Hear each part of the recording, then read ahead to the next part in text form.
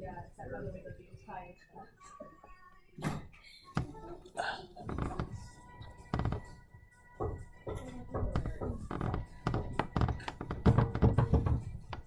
Morning.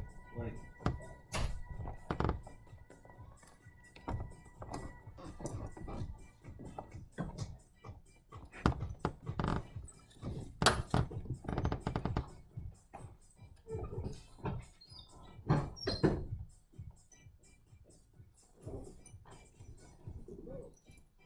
Okay, let's get started. Let me turn off the motion here. Okay, so today, as I said, it looks like we're using the data not show up, which is a bad idea because today's lots of notes. It's filmed, but it's lots of notes you need to take. So we're covering two topics today. After the exam, the next topic after altruism is intelligence. So we're covering intelligence in the first video, or first series of videos. Morning. And then in the second series of videos, we're covering all the material that starts after intelligence, all the human ancestral stuff, and going to the end of the course. Okay, so let's get started. First thing, are we working? Let's see here. Playing? Yes, there is. Good. Okay. Let me turn the lights off. I can't tell. You will. All right. So, first off, well, before we do this, I guess, let me remind you of the definition of intelligence. Okay? So, intelligence is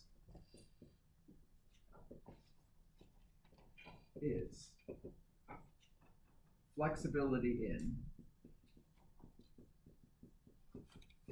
in one, observation. Let me write it more clearly. I know I write terribly, sorry. Observation. Two, interpretation. So some kind of processing. And then three, output or behavior. Okay? Or response, however you want to look at it. All right? Now remember, we actually have from chapter 3, we have the example of the evolution of intelligence. Morning, how you doing? In soapberry bugs. So it's logical to argue that, like the eye, we can discover intelligence evolving in terms of from very simple organisms all the way to very complex organisms. So for example, bacteria respond flexibly to their environment. So bacteria will pay attention to things like valence elements. Things that are bad for them, they move away from. Things that are food, they move toward. And they seem to be able to do that predictably. So in a sense, that's a very, very low level of flexibility of observation. They're somehow, if you will, observing their environment, not seeing it, of course. They're interpreting what is negatively valenced, bad, and moving away from that, and interpreting what is positively valenced, good. Valence means positive or negative in some sense, right? And they're moving toward that, and their behavior is flexible. Today, we're going to look at kanji. All right, and this is a very famous video. It's old now because kanji is now old. So let me talk a bit about this research. Somewhere, say, 20 years after World War II, 1970s,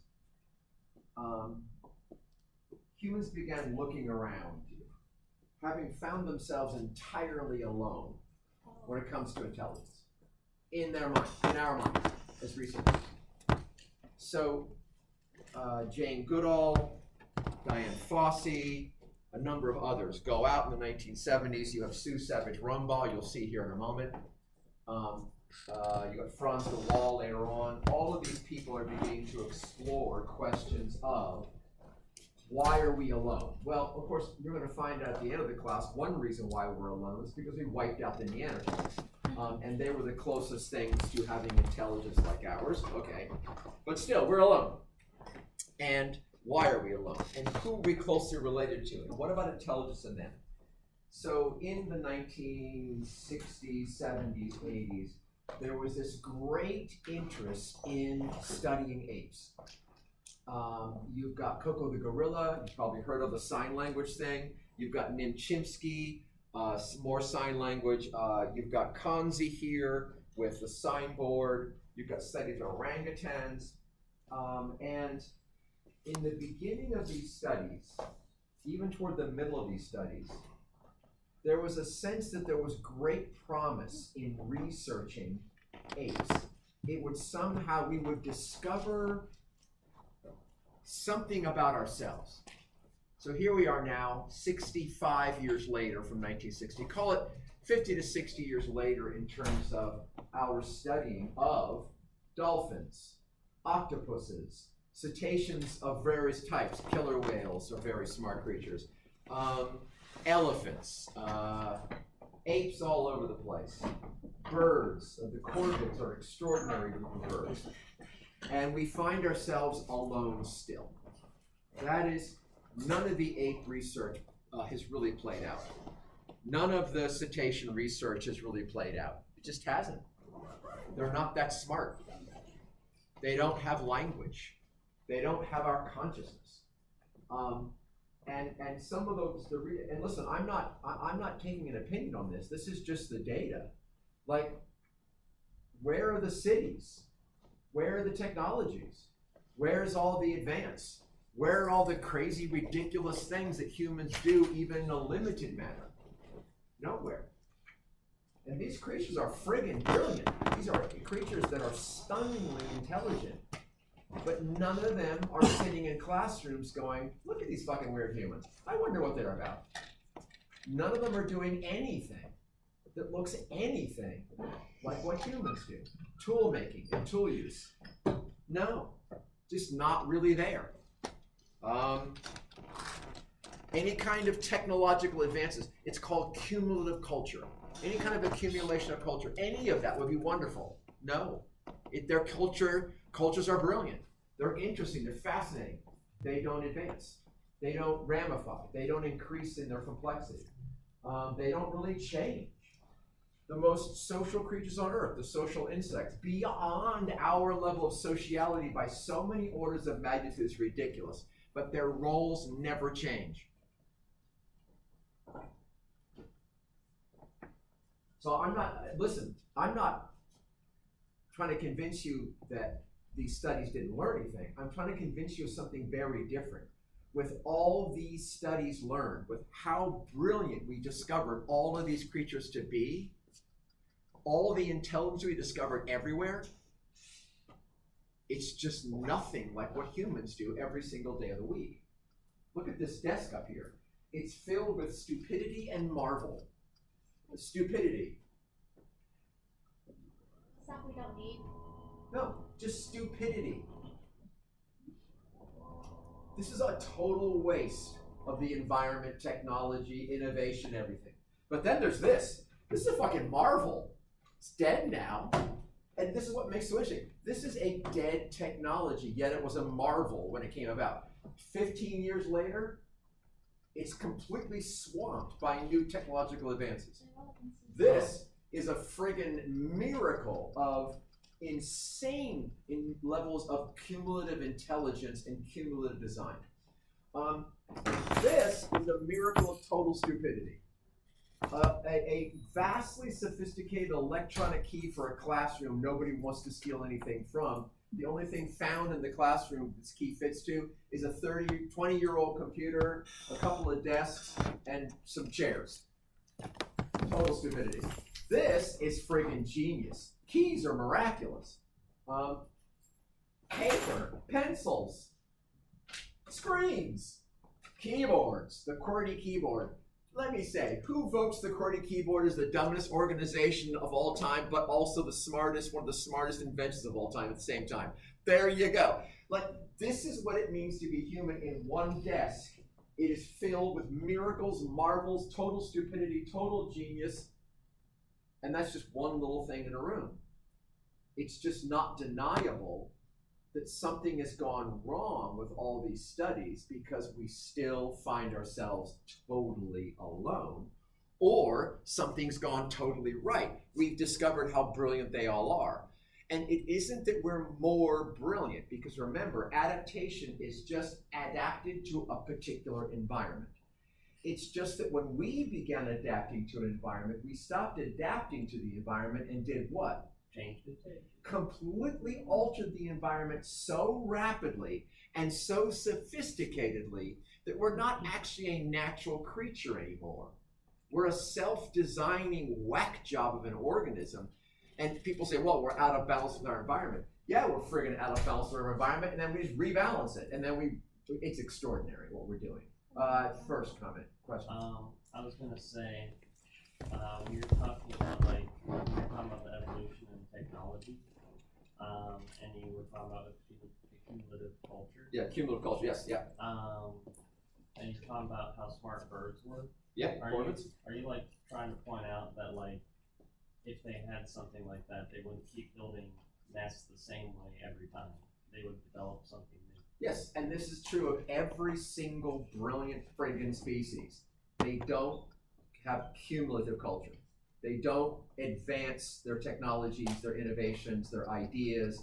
They don't ramify, they don't complexify. Even beavers, friggin' brilliant creatures. They're one of the few creatures that significantly alter their environment, but they don't do anything with it. They just don't. So we are not more adapted. We are not better adapted. We are not a better creature. We are not more advanced. I'm not making any of those arguments. We may be less advanced than some other creatures who are better adapted. I will forever say that the superior creature on Earth is E. coli, or at least one of the greats. So it's not about us being better. It's about there's something truly bizarre about being a human that leaves us after, like I said, 60 years of continuous study of some of the most extraordinary creatures on Earth alone. Yeah. Most creatures, they, adapt to the environment they have. So we change our environment to adapt to us. Yes, that's what I'm saying. Like right here. So these little fuckers right here, these are little sort of like, I actually, my custom ones broke. I'm getting new ones made because my custom ones broke. They don't remake them. These are custom in-ear monitors that I purchased. They've got 10 speakers in each tiny little housing. And I'm a professional musician. I've been musician all my life. And I spent the money. I'm not a wealthy person at all, but I spent these custom in-ear monitors. It cost about $2,000. So for me, if I'm not hearing the sound of God in my head, I am not happy. I am a depressed, anxious, deeply unhappy person. So because I'm a musician, because I work professionally and need to have my hearing protected, I purchase custom in-ear monitors. Again, 10 speakers in each ear, and it is literally like being at the concert. I use them when I play professionally. I get professional sound in my ears, and they protect my hearing. Who could have invented that? Who could have stuck six little speakers that sound like the world's most expensive speakers in your living room in my ear? It's impossible. Yet we humans do it every single day. So again, I am not saying we are superior. We are destroying the world in our pursuit of whatever this weirdness is that it means being human. But we are alone. So here we go with one of the most extraordinary creatures on Earth, not a human, Kanzi. So let's talk about Kanzi. All right, so there was a famous study done in the 1960s, a psychologist and psychiatrist. He had an MD as well, so he was a psychiatrist. He decides that he is going to raise a chimpanzee from birth with his family. I've told you about before, but now I want to enter into how it fits into this story. So this is an unpleasant story in some senses because they kill the mother. Why? Because they need the baby chimp to be attached to the parents as human parents. They raise it with their son, and they do all kinds of bizarre shit. Just stupid, like mid-century, 20th century bullshit that psychology did in their experiments that have been, these are terrible experiments. They're just absolutely immoral. So it learned to make tea, it would dress itself, she would dress herself. She would drink, was it vodka tonics or something like that? Yeah. They wanted to see, okay, don't throw anything at me, I didn't do this. They wanted to see if sexuality was plastic. And in that sense that, remember the whole question of the human Z that I mentioned in class? They wanted to see if cross-species sexual behavior was possible. No, they didn't go that far, but they gave it Playgirl, which at the time was the women's version of Playboy with naked men in it, and to see what would happen, like would it be excited by this? Don't talk to me about this. I don't want to know. I don't want to think about it. I don't care. But this is the point. This is what they were doing. So it matures, and does it become a human? Does it pick up human culture? Does it at all? No. No. It becomes an adult female chimpanzee and begins to rip their house apart. Not because they were mean to it. They were quite nice to it. They tried to be truly human in the way that only a psychotherapist could, right? Anybody been raised in the household of a psychotherapist? I don't want to know. So now Sue Savage Rumbaugh knew, she's the one who does Kanzi. She knew about this study. She came and visited this household, and she decided that this was just an immoral study. Good for her. So what she does is, when she does her study, she starts with Kanzi. She keeps the mother around, so Kanzi is raised by the mother, which is appropriate. But she does this long experiment with this. Well, this is a bonobo, so it's similar to a chimp, same evolutionary line, very similar, a little bit different in terms of total behavior. And she studies Kanzi all of her life. Kanzi is now much older. I'll show you a picture after the exam. And so I want to show you just how insanely brilliant these creatures are. And really, this is the best video. And the fact is this video is now, what, 20-some, 30 years old, and it's now kind of consigned to the Dust Bowl of history. What's the Dust Bowl of history? Huh? What's the Dust Bowl of history? That means that nobody really cares anymore. It's just not, it didn't turn out to give us the information we wanted to have. It didn't show us how we become who we are. As remarkable as Kanzi is, and he is friggin' remarkable. So here we go, I do my captions, and there it goes. His vocabulary runs to several hundred words, Oh, shut up. and he can follow simple conversations. His name is Kenzie, and Kenzie is a mate. You gonna help get some sticks? Good. I need more sticks too. It's already gone totally wrong. Most people don't see it, but I'm going to insist that you do. If we're going to argue that Kanzi is this brilliant creature that is very much like a human, and she swears he is, what is entirely wrong about the video already in 1 second? Kanzi's on a leash. Fucking leash. If you're on a leash, the whole thing has gone to shit. Because we don't even like putting our 4-year-olds in leashes to keep them from running into the street. Who knows what I'm talking about? That was like in the 90s, they invent kid leashes, and people are like, you can't fucking do that to your 4-year-old. That's just wrong.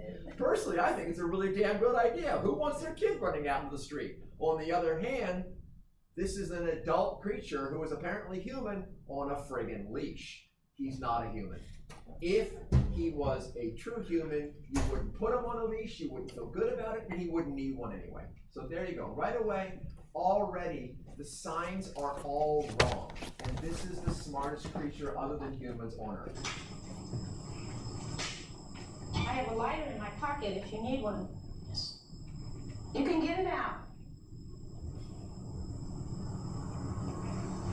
I hope I have a lighter. You can use the lighter to start the fire. He may look like a chimpanzee, but Kenzie is a bonobo. So I have to jump because a lot of it's species just from crap. the forested Congo region of Central Right. Africa. Some of it's brilliant. There we go. I'm in high school and I have absolutely no idea what I wanted to That's do. not Kanzi. And that's what I would have said if I never used people. Down at Blackjack. Researchers here study language development in human children by comparing it with language development in our close relatives, apes.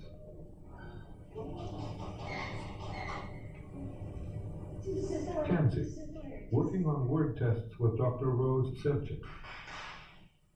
Let's listen some more.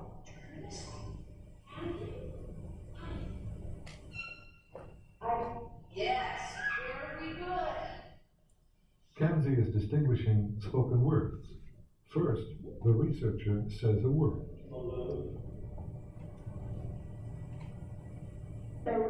Balloon, yes. To answer, Kanzi presses a picture symbol, which triggers an electronic voice. These 256 symbols bear no visual resemblance to test words, which include adjectives, verbs, even wishes and emotions. Potato. The board includes abstracts like good and bad. Some human adults working with Kanzi have taken a year to memorize these symbols and master the board. House. Rock. Good, Francie. Kanzi. Chicken.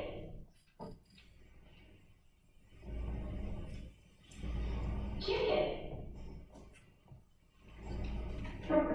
That's right. Thank you, Francie. Okay, so once again, it's already gone wrong. Can you see it? It's already gone totally wrong. This is not an adult human in any way. Let's see, so you got it. Go ahead. Is it sort of the clever Hans thing where he's using? No, he really does know his words. There's something deeper. Kanzi, chicken, chicken, Kanzi, balloon, balloon. What's an adult gonna say after a while? Stupid. Fuck you. Fuck you. No, I don't wanna. There's the problem. Kanzi just keeps pushing fucking buttons. If you're 6, you'll keep doing it, won't you? Because your mom will reward you. What happens by the time you're 13? Why? You're over it. Huh? You're over it. I couldn't have put it that well. If I could just you're over it. Exactly. You're done. You're not giving me fucking enough food rewards. Gotta give me something bigger than this. Take me to fucking Disneyland. Maybe I'll do it. Exactly right. Kanzi's not over it, then Kanzi's not human. I'm sorry. We all know this. There's something about, if Kanzi really had language, he wouldn't need a leash, because you could say to Kanzi, don't run out in the street. Don't do that. Because Kanzi would understand there's things you don't do, like get killed, and there are things you do, like say fuck you, and nobody can say anything to you because you can just say fuck you. You're over. You don't have to listen. See? It's going wrong. Researchers were so insistent there's something here. But you can begin to see it crumble if you really think from the inside what it's like to be a human. Yeah, exactly right. But yet, this is an extraordinary. This is not clever Hans at all. It's a really good point. Hot dog. Where's my hot dog? Right? Hot dog. Perfecto. One more. I like grapes. Success. That's not success. Well, no, wait, it is. Again, it is success. Because when you were 6, your mom would love you into doing things. Good job. But I'm a coach of gymnasts, and I know exactly when that stops. It stops at 9 or 10, and it's over. All of a sudden, you gotta fight him every fucking inch of the way. Correct?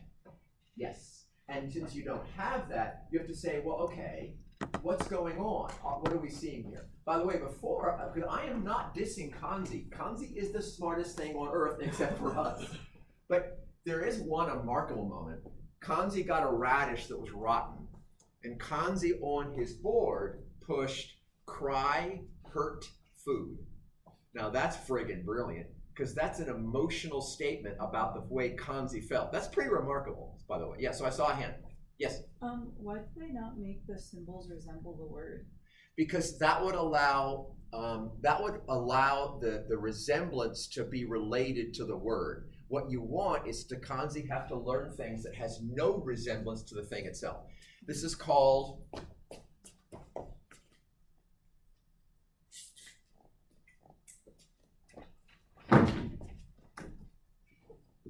signifier, signified,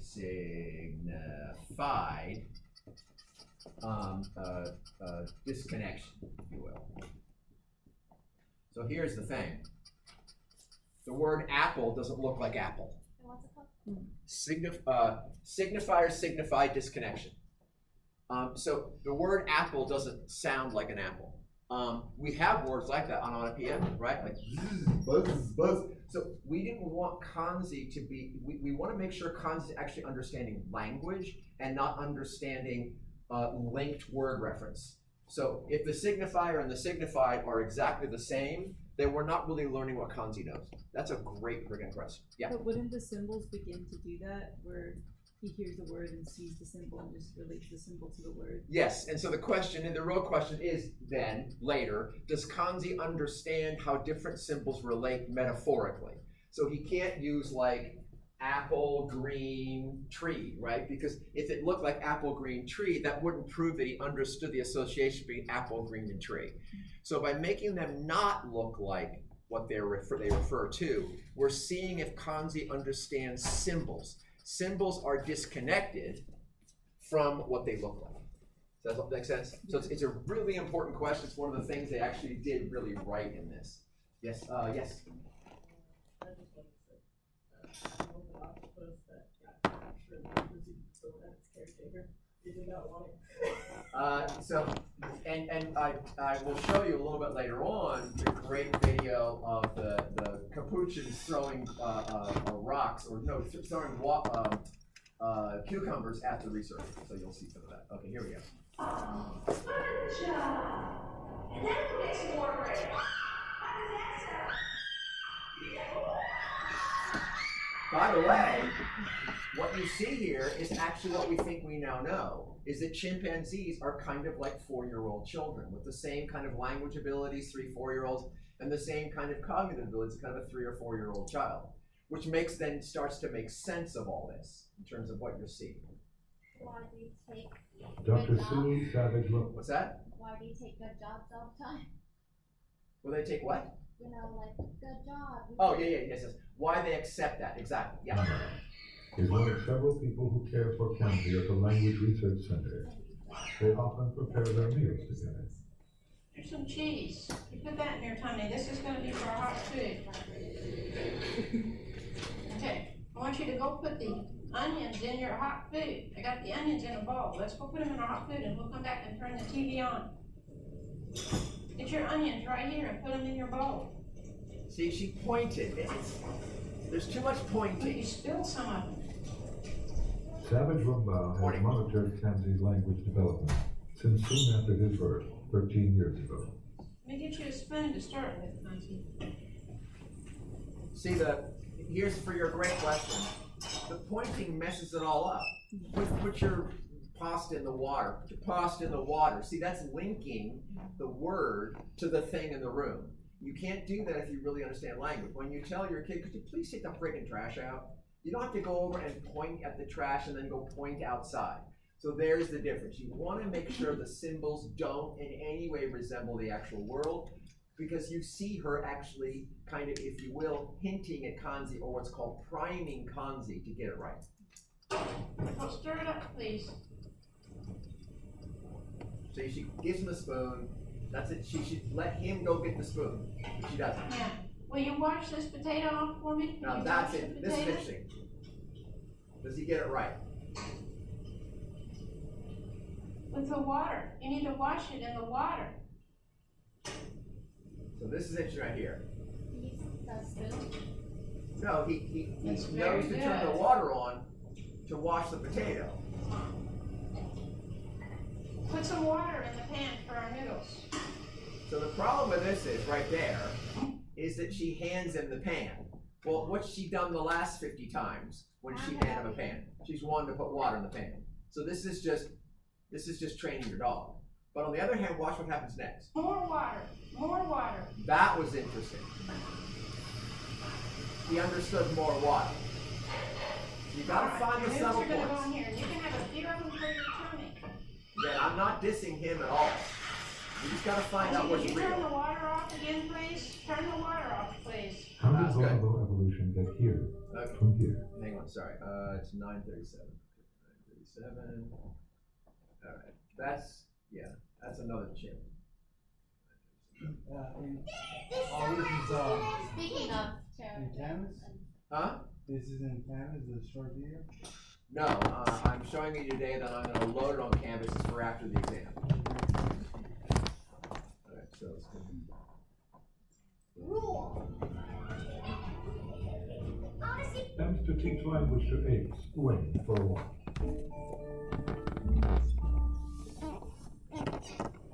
However, researchers at Georgia State pressed on. Aussie's getting ready, Shelley. Dr. This is Sue Savage Savage Rumbaugh tried a method Yeah. whereby apes could not imitate humans.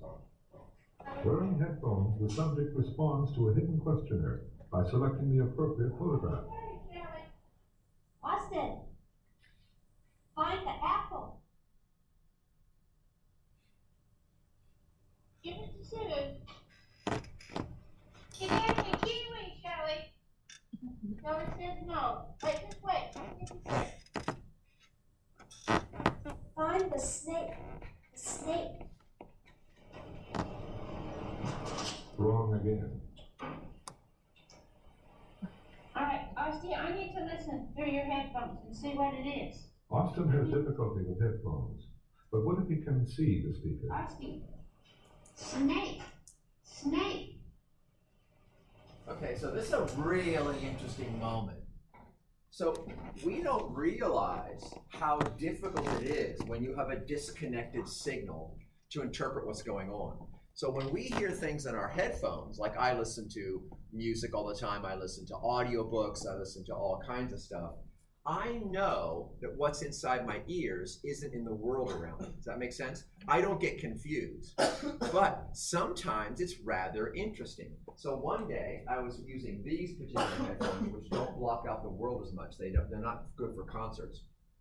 And I heard a sound effect in the audiobook. It's kind of like an audio drama I was listening to. I heard like I think it was birds chirping or something. I forget what it was now. Some kind of thing you would hear in the environment. And I went like that, because I thought that's not in my ears. That's actually outside. Now, so think about this. Let's say you're listening to like a radio play. Like I listened recently to the Odyssey and to Hamlet because I'm working on some research about interior voices. And so I'm listening to it, and I know that there's something going on in my head that is disconnected from what's going on in the world. And if I hear sounds in the world, someone talking, I know that isn't in the thing in my ears, right? It's a different universe. Do you get it? Think about how weird that is to have two complete different realities. One going on inside your head from headphones, from a recording done in a studio with a bunch of actors, versus the other happening around you with a bunch of people. And you can keep those separate, and you do all the time. Now, Austin can't do it. Austin cannot figure out how a word in his headphones matches up to the world. That's really weird. Like for him, there's a disconnect that he can't overcome.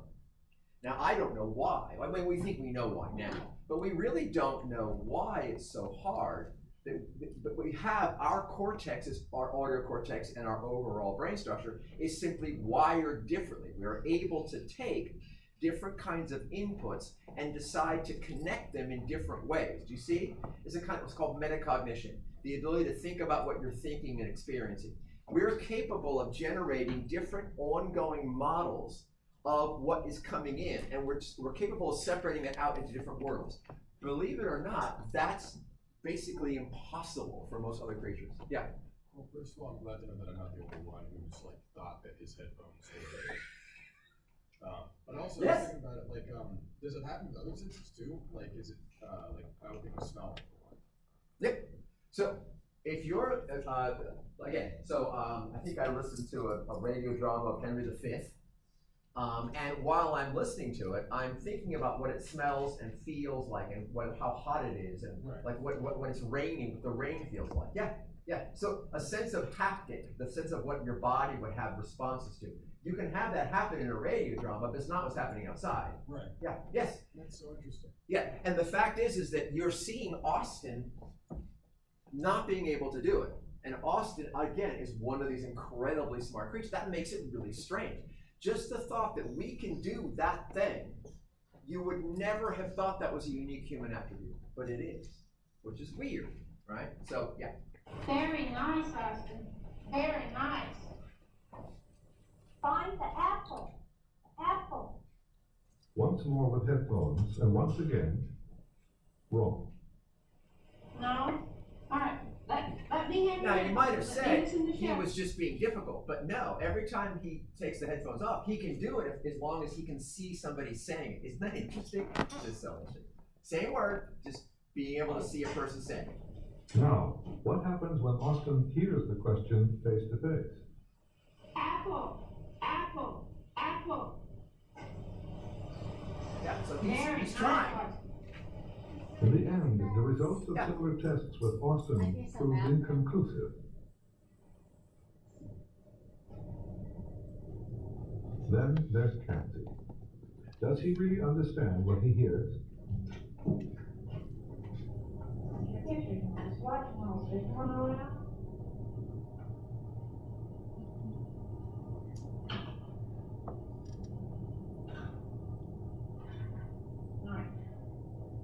Kanzi, see if you can find mushrooms. Mushrooms. That's right, those are the mushrooms. Real good. Can you turn back around? Okay. Okay, you're doing real good, Kanzi. See if you can find Madu, the orangutan. You see Madu? Good job. Good job. See if you can find some melon. Melon. Melon. Thank you. See if you can find green beans. Green beans. Very nice. See if you can find a picture of Sue. Sue. Very nice. Thank you. That's me. See if you can find a picture of coconut. Okay, so Coconut. he can do it without seeing her, Good job. but can he do it with See if you can headphones? find a picture of That's the big one. oranges. And here it is Oranges. right here. With Dr. Rose Sevchik putting questions through a microphone, Kanzi takes the test that Austin failed.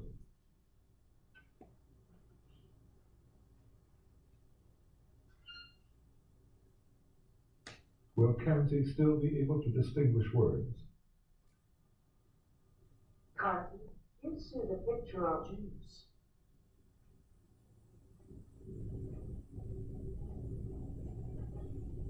It's not quick, but notice he does get it. He's clearly understanding. Kanzi, give Sue popsicles. So you can see he's looking. It's not an accident. Kanzi, give Sue bananas.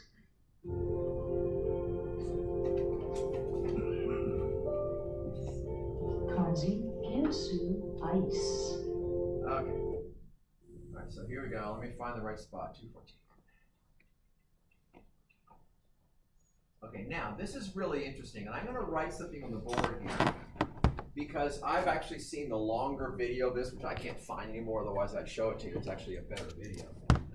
But so she does this thing, and I need to explain why it's done the way it is. And it's the clever Hans problem.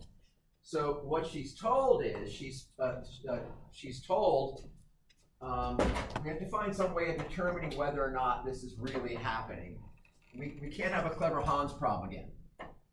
So first off, she's supposed to use monotone, but she can't do it. It's very frustrating for me. So the idea is when I say a sentence to you, I don't go, can you put the ball in the water? That just reduces the sentence to 2 words. Then it's just called what's called word order grammar. Now Kanzi is great at word order grammar. Here's word order grammar in its classic sense. Tickle Kanzi means you tickle Kanzi. Kanzi tickle means he tickles you. So he gets this really, really well. The next thing she's supposed to do, she wears a welder's helmet. So that Kanzi can't pick up any of her expressions.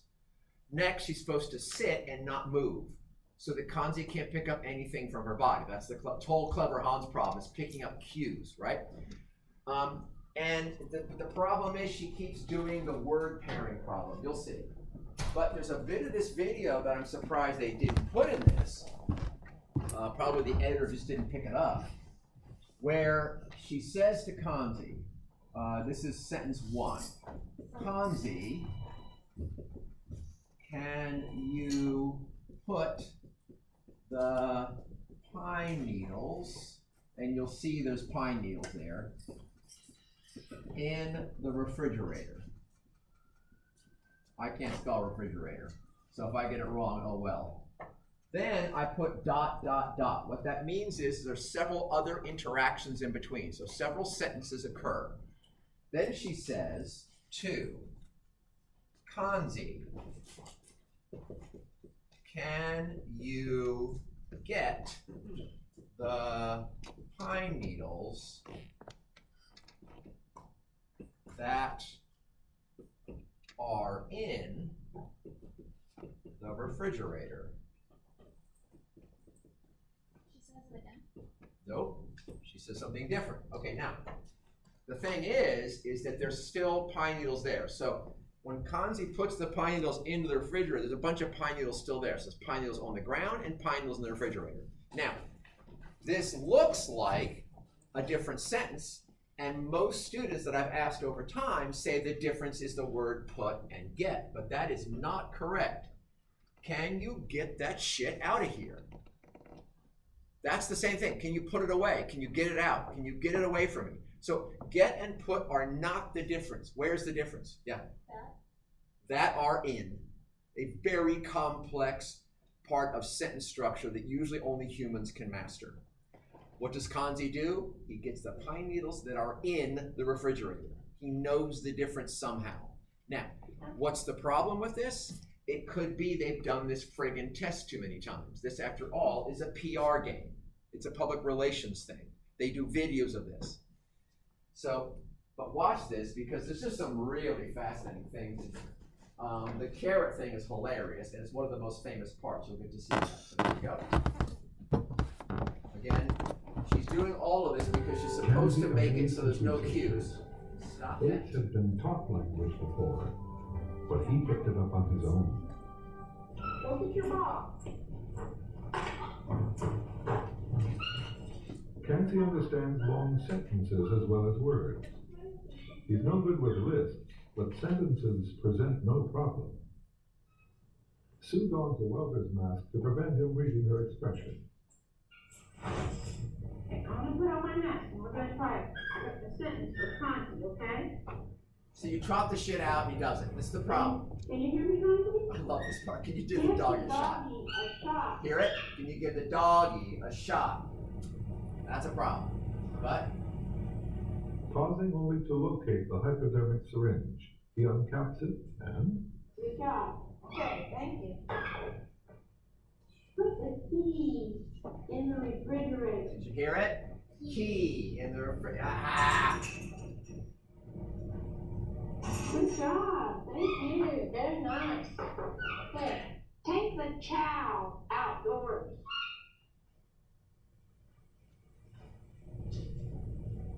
Good job. Thank you. What about objects he can't see?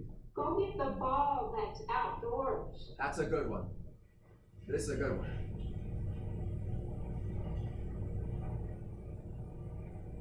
She said, get your ball. He got his close ball. Get the ball that is outdoors is a different Very phrasing. nice. Thank you, He Kanzi. does get it.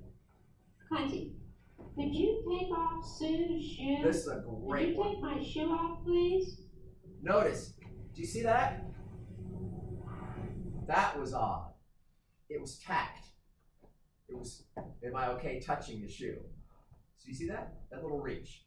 That's a fundamental human trait, is to not invade someone's personal space without permission. It's interesting. You might need to untie it. That was good too. She didn't emphasize untie. Sometimes Kanzi applies his own logic. Asked to put water on a carrot, he threw it outdoors. Chided by Sue, he pointed to the ring. The carrot was wet. Now you can take it off. It will come off now. He's not listening again. See somebody, who knows? Is he being a teenager? and saying fuck, I don't know, but Okay, you did a good job, Karen. it's weird that it's like, Take my sock off too? okay. Okay. A vocabulary of 800 words confers basic English skills. Kenzie has several hundred. After work, Okay. woods are always full of wonderful new surprises. Abilities to understand events that they see by linking them to The words. phone. This is the best ever. They have to rely on words alone. Janine, who used to work at the research center, makes a phone call. Oops, too loud, sorry. Let's get our cue.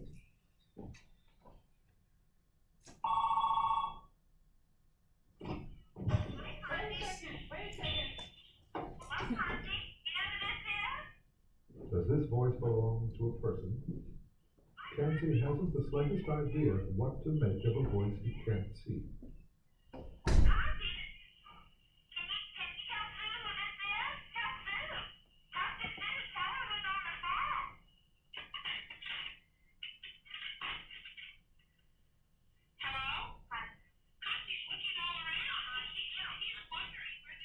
Kenzie has listened to a telephone before, but this time they hope he'll reply by using his keyboard. Connie, somebody wants to talk to you on the phone. Somebody has something to say to you. You better listen. Sit down here and listen to what they say. Sit down right here.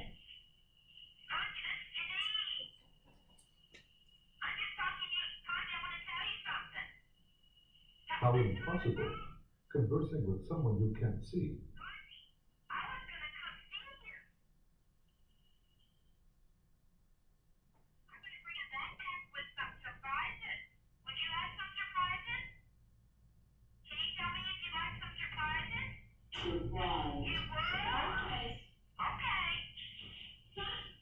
He used the keyboard in response to the phone.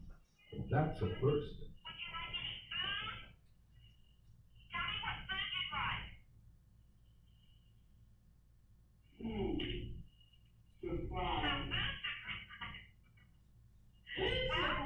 He's still just repeating words. Let's see what he does.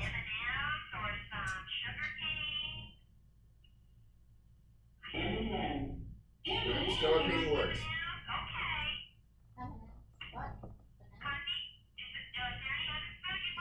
Okay, here's where it gets interesting. Okay, so there's something interesting because he didn't repeat a word. He didn't just repeat because he was given M&M. He was given all the words and repeated them. Here, he actually asked something he wasn't at that he didn't get cued to first, which is really quite interesting. Okay. Then Janine visited. Will Kenzie recognize the puzzling source of the telephone voice? Will he remember her words conveying a promised surprise? Oh, surprise. Yeah, you talked to me about a surprise. So interesting. Oh, this is the first surprise I got for you. Kind of like gummy bears, yeah. Oh, gummies. What else you talking about? I thought she said M&M. I was like, you got chocolate, right? Oh, God. A big box full of M&M. There's one more thing you talked about. It's very special. Do you remember? Can you remember what you have to bring in my house?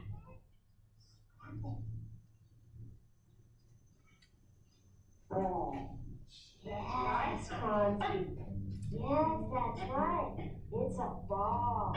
You're absolutely right. Here we Puzzled go. by the source of Janine's voice on the telephone, he appeared to remember what she had said. How do you tell?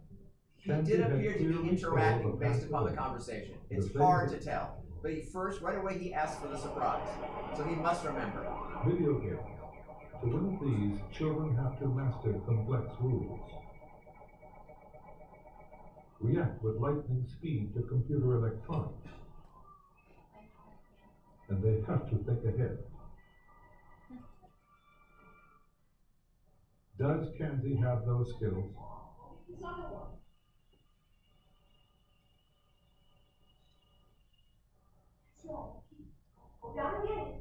it seemed so. Mastering important rules, he started gobbling dots at once.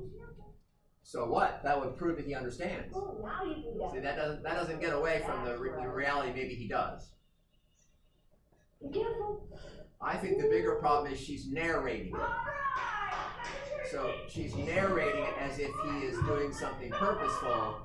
How purposeful is it? Is he really actually understanding the game? But a player can eat them and score when they turn blue. Rules Looks help like it. Kenzie understand this complicated rule. Okay, get the monsters. Again. We'll take the cherries too. Now watch out. Stay away from them now. Now you can chase them again. Time to chase them. Kenzie's movements became ever more skilled. Now you have to stay away. Get away. Run away. Run. And now we can chase him again. Go get him. Oh no! He may have lost that game. So Japanese The researcher researchers, can working with macaques and I think chimps as well, actually discovered that in simple Pong-like games, you know Pong, the tennis game, that the monkeys and apes did better than humans. Wait, what thing? Yeah, I'll play them. Pong-like games. Why? Because they don't choke. They have no pressure. They have no success pressure, which is another problem. Like, one of the things that makes human games interesting is not that you can become an expert, but when you become an expert, you choke because you get nervous about performance. That's metacognition. Thinking about what you're thinking about means that you can actually begin to doubt yourself. So that's a really interesting result. Yeah? I have a really stupid question. There's no stupid question. This is a very hard subject. Yeah? I remember reading a study about how they put some cheese at the end of a maze, and rats were able to navigate themselves through the maze faster and faster. And then they took away the cheese, and they were still able to remember which way they went. Yep. Yeah. So my question is, and this is going to be talking a lot of shit about chips and fun but like, if we gave rats opposable thumbs and hands, would they be able to play Pong pretty well? Because All right. so much of There it goes. Are we literally mistaking hands for intelligence? yeah, that's what I was thinking about. So remember this is key. So here it is. So can you break apart this from the rest? So observation, the fact that you have hands, this is why octopuses are so freakishly intelligent. Does the very fact that you have a hand make you smarter without necessarily you're getting a lot smarter? I think, this is my best answer because this is not a dumb question. I think that the hand is a big deal and that actually does increase your intelligence. But your comment is the perfect comment. And I'll give you one more for free because that was so smart later on. Here we go. Because later on I'm going to ask another question about what happens when you take animals in the lab. So good for you. Not dumb at all. Okay, where am I? I need to go, this is number 3. Is that it? Yeah, okay, so now I'm going to go to 4. Okay. Have you ever seen a product that transforms any ordinary space into a dreamy underwater world in just 1 second? See? Meet the Kamau Immersive Ocean Projector, the mood light that's taking the market by storm. Okay, where am I going? I'm going to Guinea, West Africa. Yeah. What creature would invent commercials? There you go. That's the perfect question. Since the mid-70s. Yep.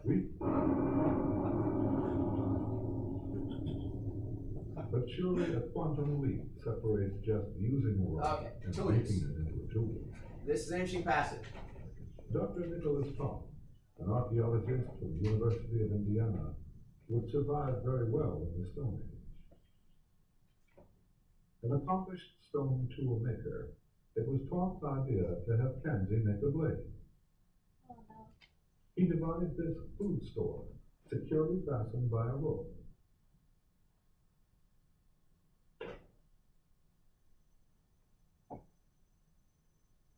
Tugging the rope does nothing to release the food. Come that way. Have a couple of you to it. Dr. Topp showed Kenzie how to take a stone in each hand and strike them together to make a tool. A skilled stone knapper can quickly make a sharp flint blade by hand without resorting to force. But Kenzie chose a more energetic method. Whatever works, use it. Kanzi was soon sawing a rope. Oh yes, what? Perhaps we just witnessed a replay of untold similar moments in our own human prehistory. A very interesting way, by his own innovation, he learned that by throwing one stone against another, he could easily fracture them to start that. This is something he never showed us. He learned on his own. Yep. So here's the problem that goes along with what you're saying. So aliens land on Earth and they suck me up into their spaceship and they probe me for hours. Yeah.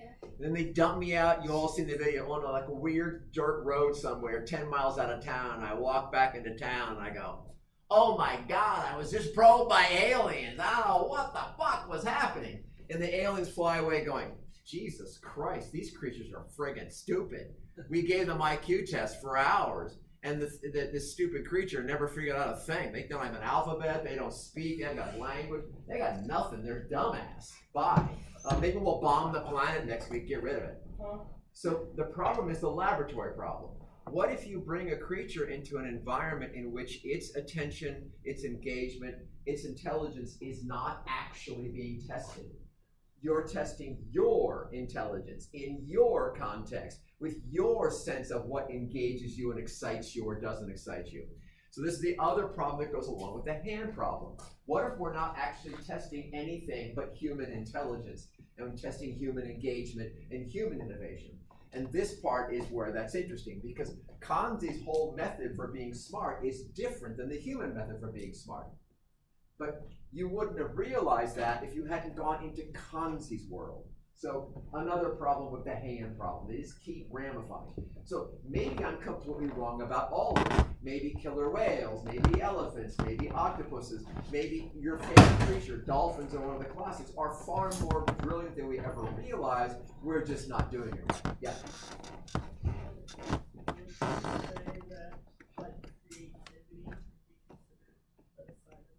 Oh yes, and so of course this is where you get the octopuses and even dolphins doing quite brilliantly in terms of coming up with creative solutions to things. Yes.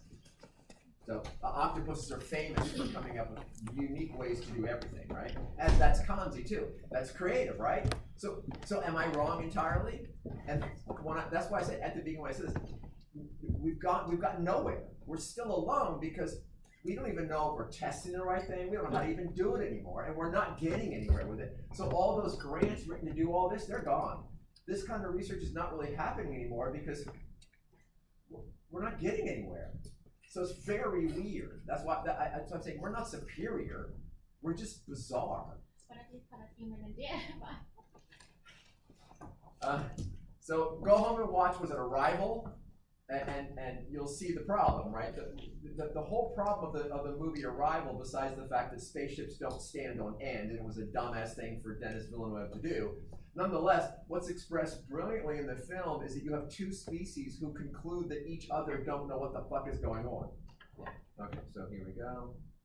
I want to go to the... So now something happens, which here is where finally, once again, I want to leave you doubting my arguments. So pay attention to enough, but just really watch this closely. It's really interesting. There's one moment here where Kanzi demonstrates true theory of mind. Don't forget, theory of mind is the awareness that other people have minds, and one way to prove it is through teaching. Kanzi does a clear teaching moment. It is completely unscripted, not something you get because it's happened a lot of times. Here we go. Removed from the compound this time, Sue tried again to involve Tamuli in conversation, and the bonobo's reaction was very different. For one thing, she no longer seemed to feel frustrated and inadequate. For another, her big brother Kanzi tried to explain. Here, Molly, could you slap Kanzi? Molly, you slap Kanzi. You slap Kanzi. That's not it. By That's for me. example, Kanzi tried to teach Tamuli the meaning of the word. Molly, could you give Kanzi a hug? Once again, that's not maybe not it, but watch Did this. you groom Kanzi? That's teaching. He's asking you to groom him. Look, you put your hand up there. Isn't that nice? He doesn't groom Tamuli, which kind of like hug, he's like, maybe he's teaching with the hug and the slap, but he's clearly teaching when he holds Tamuli's hand to his body. That's teaching. I'm sorry. There's no way around it. And it's clear he understands that Tamuli isn't understanding. That's theory of mind. No matter what you want to think about it, that's a very sophisticated behavior, one we do not see really almost ever. I'll tell you one other story that goes along with this. So, and the problem with this kind of test, Franz de Waal, who spent the past 30 years studying chimpanzees, says the following. One day, I saw a baby chimp trying to learn how to hammer a nut. Pastor Wall saw this, or you saw this? Hang on, let me finish. So Franz de Waal said, I saw this. He said, I saw this baby chimp. You had a nut in a socket like you saw in the film, so the David Attenborough video, right? You got the nut in the socket. And the little chimp has a curved log, and like this. And the little chimp has his hands around it like this, and his thumb, and he's pounding up and down like this. That doesn't work, right? Okay.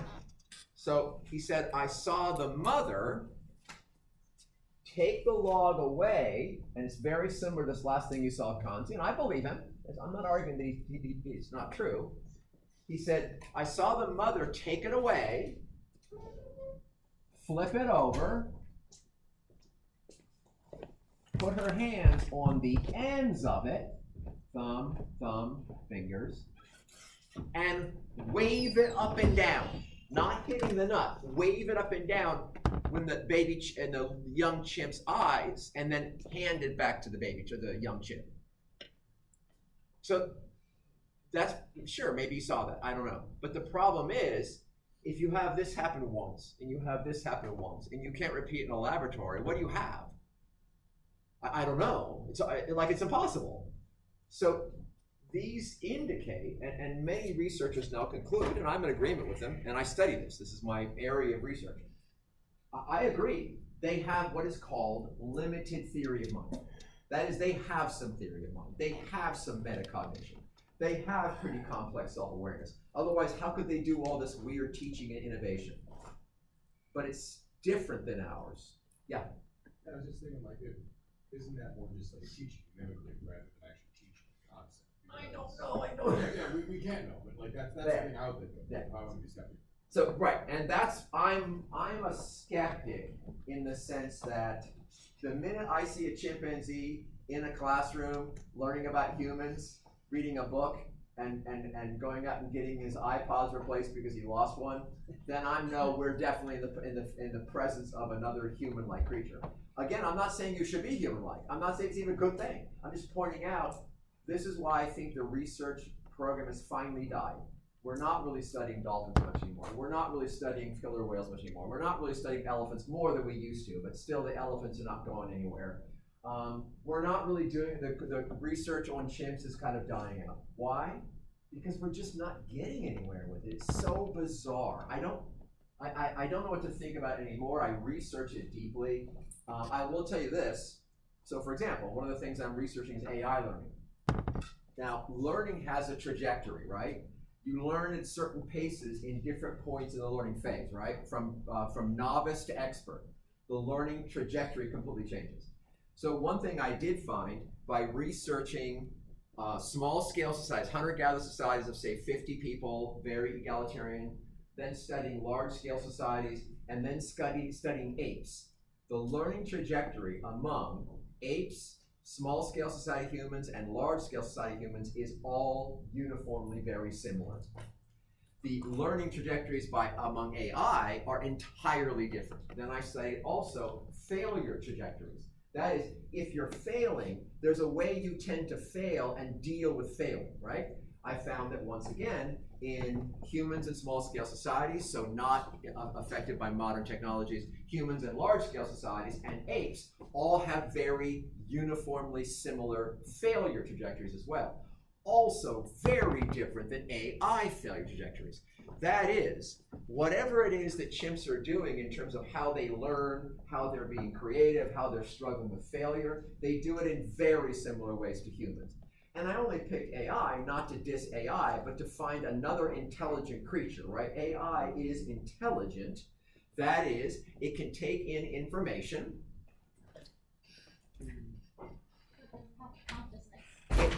Yes. It clearly can interpret that information because you put a different prompt in, you get a different response, and its output is related to the input, the interpretation of that input. It then outputs it mostly correctly. That's intelligence whether you like it or not. It's not conscious. That's the different thing, right? Okay, so when you look at a different kind of intelligence and you see that in fact apes are very similar to humans in how they learn, then you're looking at something that they must be like similar to ours. So in some sense, you can be a skeptic, but we can also recognize there's something going on there. And I think that's why most of us are now coming to the conclusion they have limited elements of metacognition theory of mind, but it is also more connected back to social facilitation and mimicry. There you go. That's my best guess on this. Okay, so I hope you found that incredibly interesting. I find that just the most amazing set of videos just to watch ever. Because every time I watch it, I think I am watching literally the best exemplars of trying to figure out what intelligence is and where it is that you can really imagine. Okay, so now, complete change of topic. So now, once we get through intelligence, we go into chapter 9, and the rest of the class is simply the human ancestors. Now, I want to, on the board right now, put up something. How many time is it? So I want to put up a start on what you need to know for the final, relay it just to the film. Okay, so again, I'm not teaching brand new stuff or trying to sort of like make you sort of get lots of information out today, because I know tomorrow's the exam. So human ancestors. So this video was made in the 90s, and it's really amazing how far we've come since the 90s. So it is now inaccurate. So I want to have you have the accurate categories. So you have them. And I'll tell you why I show the film even though the categories are now inaccurate. So here's what we know. I'll turn the light on for this so you can see better. Here's what we know about the basic categories in human ancestry. There are what are called the pre-Australopiths. Okay, they go from approximately 7 million years ago to about 4 million years ago. Close enough for the class. Let me write that pre better so no one thinks it's pre. 2. Okay, now so Gill and others may deal with this very differently. This is completely under question right now. So there are the graciles, which are the gracile Australopiths.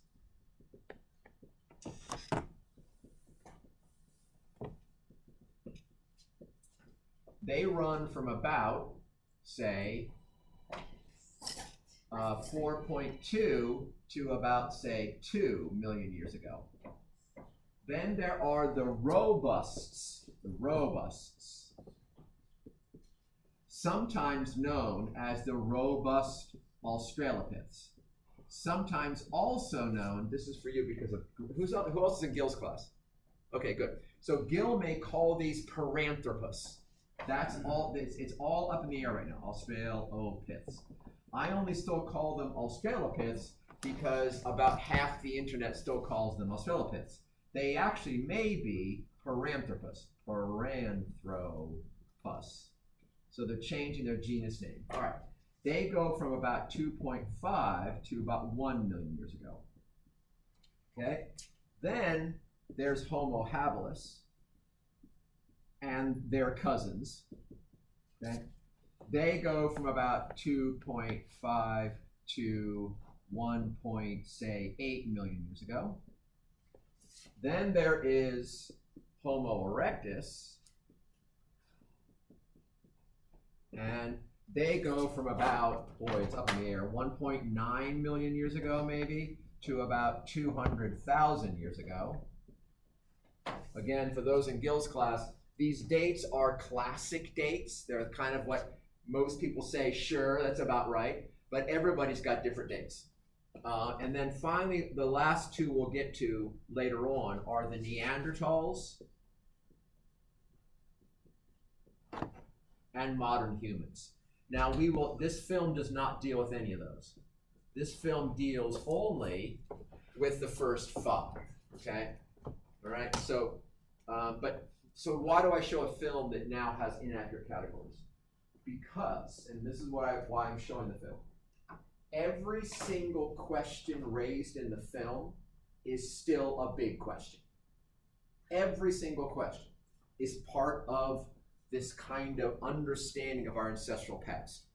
And so Don Johanson, who's the guy who found Lucy, does such a good job of asking these questions and getting into the debate that I think the film is still the best there is for that part. All right, so here we go.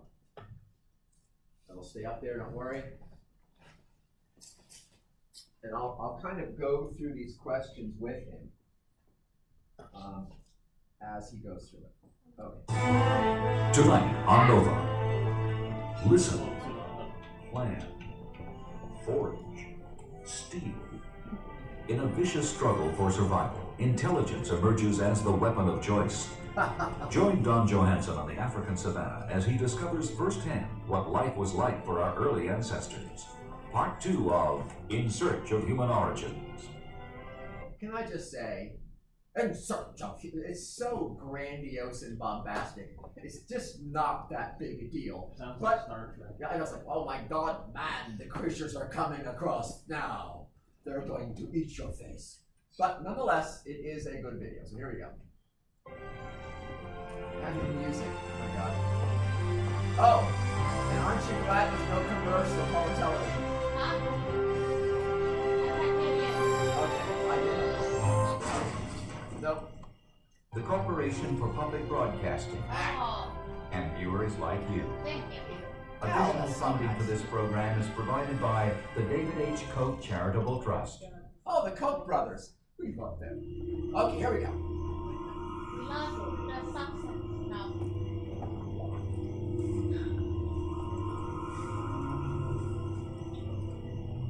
Three million years ago, in Africa, a strange creature died.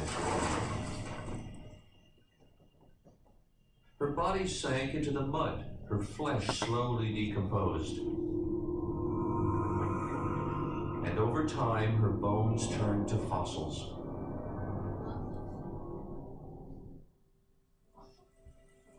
Three million years later, the process of erosion brought them to the surface. Time had transformed a swampy marshland into a desert. Okay, so one of the oldest questions that human ancestor researchers have dealt with is what's called the missing link problem. Anybody heard that phrase, the missing link? Okay, yeah, so, all right, so the argument is, well, if we are descended from apes, that is correct, we are descended from an ape creature, yes, okay. Then where's all the in-between? All right, well, so what I'm going to do is called hyperbole. Hyperbole is when you exaggerate for a particular effect. Okay, so pay attention to the fact that I'm exaggerating to get a particular effect.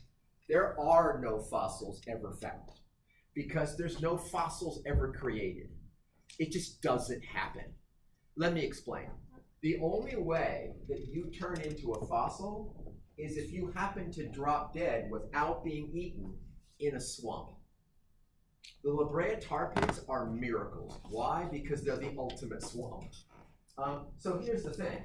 Every creature that ever died on a nice, simple surface, the earth. And they were immediately eaten down to nothing, and then the microbes took the rest. They're gone.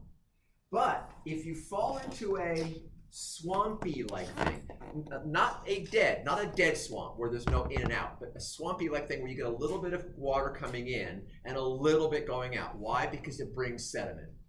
So if you happen to fall into that and you're not gotten at by a predator, which happens also, you then sink to the bottom, and then gradually layers of earth are deposited on you before anything terrible can happen to you, all right? And then, of course, immediately, as is pointed out, all the soft tissue simply melts, or it's eaten, right? It just simply is eaten. And so what happens is your bones are then left, but then they are also disappeared. They're mineralized. And so you get a mineral replacement, a rock replacement of the bones. Pay attention, it matters. Now, here's the thing. What happens to those bones? They get buried? How much? This is millions of years. Where are all the fossils that we'll never find?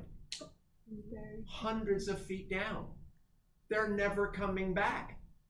And what are they made of? The rock around. So what are you never going to be able to find with your deep view special metal detecting device? Them. They're gone. So what's the missing? Why don't we have all the in-between creatures between the ape from which we're emerged from and us? Well, the missing link problem. Well, the first problem is that, first off, fossils are never formed, right? Because everything dies on the surface and it's disappeared. When fossils are formed, they're still down there. So how do they come back up? Well, erosion. Yeah, erosion. How fast is erosion? And where does it happen? So fast. So fast, yeah. And so erosion over millions of years will occasionally pop a bone back up to the surface. It's now rock. It's a fossilized bone. And immediately what begins to happen to it? Weathering, destruction, erosion itself, and pretty soon it's gone forever. So here's how we get, occasionally by mining, so you dynamite something in a mine and kaboom, up blows to the surface a fossil you've just blown up. Or you do some kind of, you're digging and tunneling and you find something, you go into a cave and you find something. Yeah, can you imagine how rare it is to find one of these freaking fossils because of a miracle of erosion that got it to the surface but it stays there and you happen to get there? Okay. So, next. So you've gotten lucky, you got a fossil out of it, okay? And then you got luckier yet and it came back up to the surface. And then you got lucky yet, you happened to be there in the same decade when that thing was still on the ground. Where do you find it? How do you find fossils? You go to somewhere in the world where they found fossils before, and I shit you not. No, because you don't know there's any fossils there. Oh, you wait. No, it's even worse. Here's how you find fossils. You go somewhere where there were fossils found before, you put on a hat, very important in the sun, you put your hands behind your back, I shit you not, you walk along with you 10 yards that way, you 10 yards that way, you 10 yards on the other side of that person, and you walk along and you do this.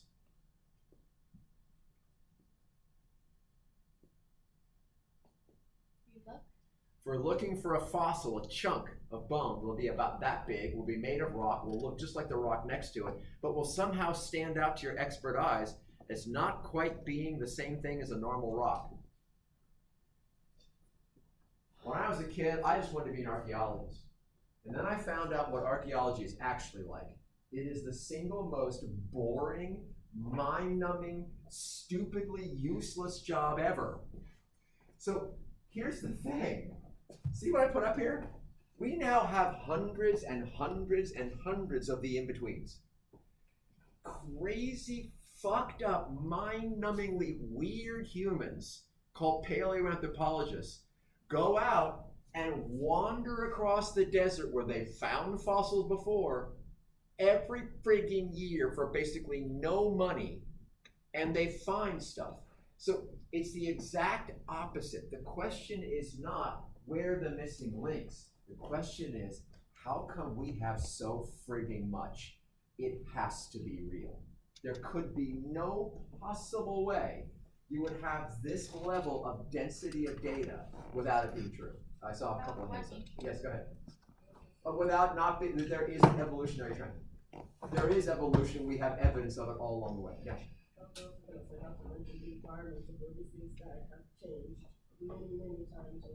Okay, so I'll actually hang on to that question. I'll talk about just 1 minute. This sounds like it would be more interesting if I went outside as a kid and found a stick that looked like a gun. Yes, you'd be, okay, so here's the next one, You'd exactly right. be more So- likely to find a stick that looks like a duck. Yes, you would. Here's the thing. If it happens in a forest, it's never preserved. If it happens in any kind of wet environment, it's never preserved. Like literally, the only way to be preserved is you drop dead in a marshy moment, not in a marshy region, not any of that. It's insane. And you're gonna see it, I swear to God, you're gonna see it. The desert, located in Ethiopia, Look at these became a fuckers. key Why? destination for fossil hunters. They're idiots. That's how amazing they are. You have to be pretty stupid to do this, but you also must be a friggin' yes. To do this work and the level of material they found over decades. They find Lucy and they take 20 years to find Lucy's, a member of Lucy's species skull. 20 years of searching just to find skull fragments. What is wrong with these people? I wish I was a hero like that. I truly do. Yes? I once heard archaeologists are the most dedicated to their job in terms of anybody to their job. They do it for the love of the game. Yes, only. It really is remarkable. So here he I'm is, the Doug man. Johansson, and along with my Oh. team from the Here's how we found, you guys know Lucy, right? She is the oldest, most complete skeleton of a human ever found. Okay, of a human ancestor ever found. Here's how we found it. They had abandoned a part of the dig, and a bigwig came who wanted a tour. You know, bigwigs always want tours because it makes them look good. They can take videos and they can get, you know, all kinds of props from it. So he takes this person on the part of the dig that had been abandoned because they hadn't found anything. And he's walking along and goes, yeah, this is what we're looking for. And he goes, oh, look at that. And they find Lucy. So they didn't even find Lucy by plan. They found Lucy by accident. Most fossils are found by Ah! Sorry, I didn't mean to yell. You just gotta Institute of be Human lucky, I Origins. guess. We've Yes. been traveling to this region of Africa for over 20 years. It's a difficult place to get to, but worth the trip. Is it? I know! Listen to him!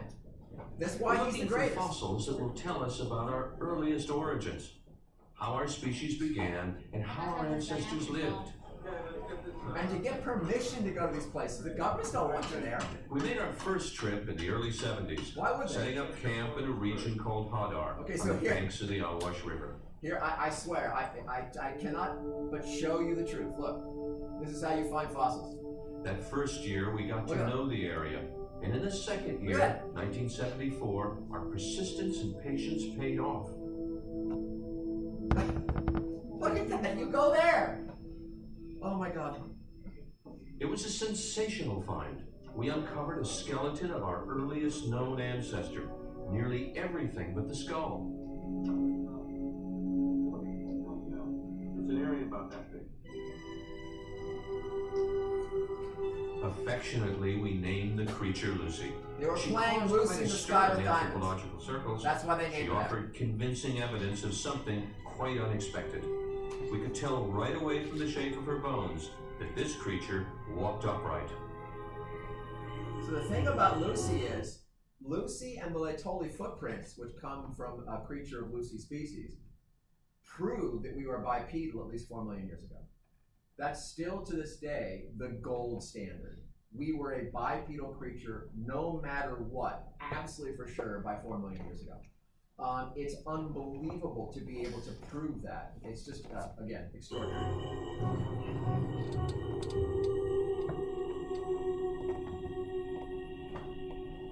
Lucy was the starting point for the human lineage. She had a small brain, but she walked like us. Here was the long sought-after link between ape and human. Now, of course, it's gone much further back. See that? So we thought the gracile were, but now we know it goes back to 7 million years. So that's why the data is a little bit But out of how date. did our tiny, small-brained ancestor carve out an existence in such a wild and dangerous place? So here's the next thing. This is kind of how we would have lived. She lived among creatures much stronger and more powerful than she.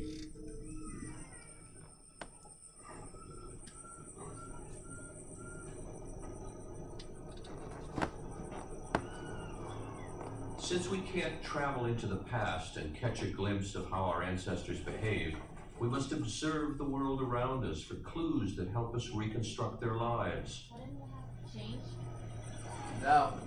The savannah is very similar to In what it was a fact, couple of parts years of ago. Africa today are not unlike the world our ancestors lived in millions of years ago. Yep. I know what you're thinking. It's not that.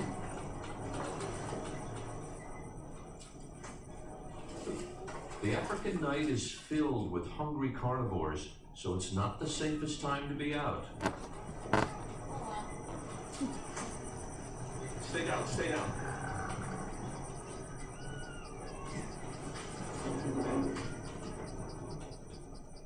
Those who can't defend themselves don't survive. So the next So when important you thing see here it- is to understand what the savannah is like. So predators are not active just during the day in a predictable pattern. Predators are active at all times of day and night. And so for a very, very long time, and I bought the argument too, I was very much willing to believe it, we believe that bipedality evolved on the savannah. But of course, at some point you wake up and you realize that makes no sense. There is no way we were living out on the savannah. So the way we tend to think about it now is that bipedality evolved in an edge creature.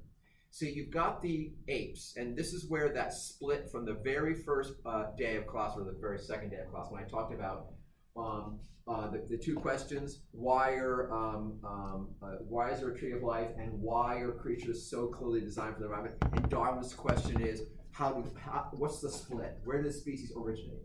And I said, I'm going to talk about that later on. So here's where it is right now. So the modern apes, chimpanzees, bonobos, live deep in forests. And apes prefer forests. We have no knuckle-walking apes living on the open savanna at all. None. Why? It's not adapted to the open savanna. It's adapted to deep forests. Well, our ancestors clearly were an in-between creature. They were not doing the deep forest where the trees are close together and chimps can travel, remember the video, David Attenborough, from one tree to the other when they were hunting, remember? Yeah? Okay. So at the edge of the forest, trees become farther and farther apart.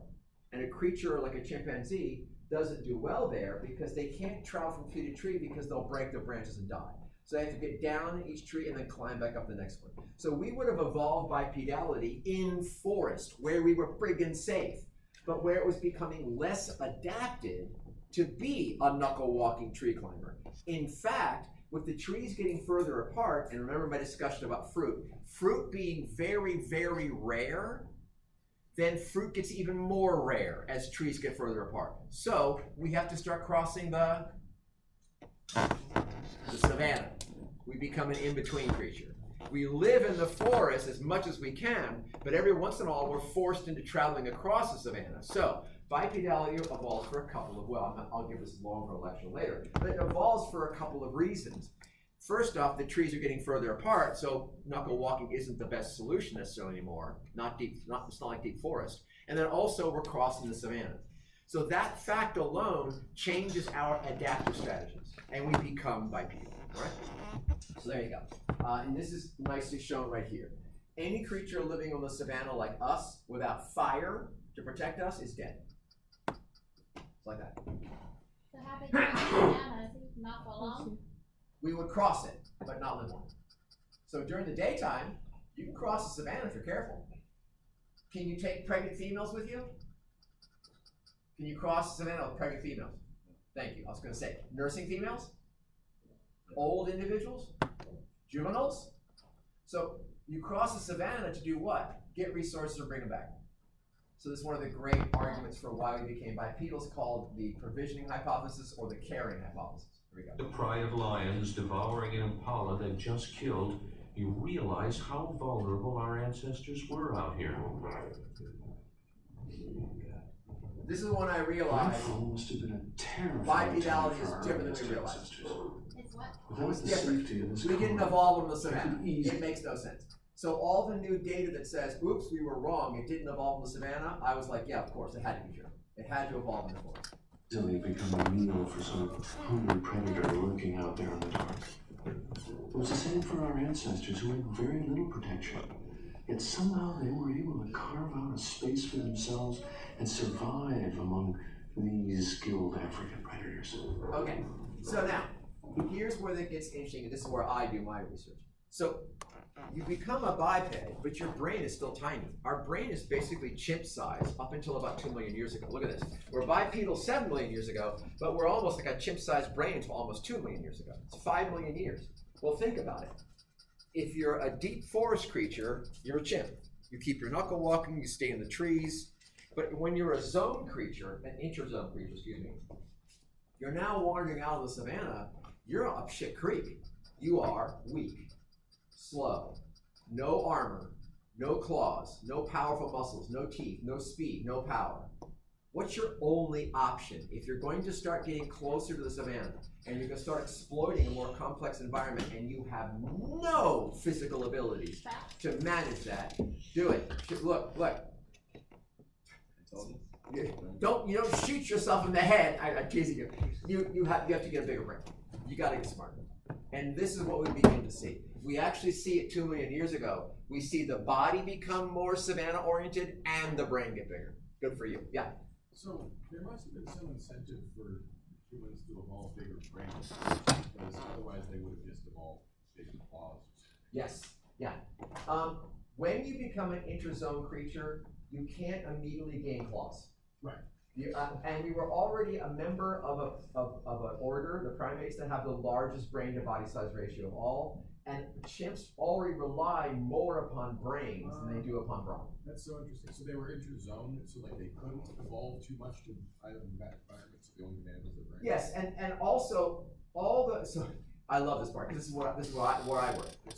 Think about these extraordinary creatures. The lion is the leopard, the gazelle. These are some of the most perfectly designed creatures in the history of the world, right?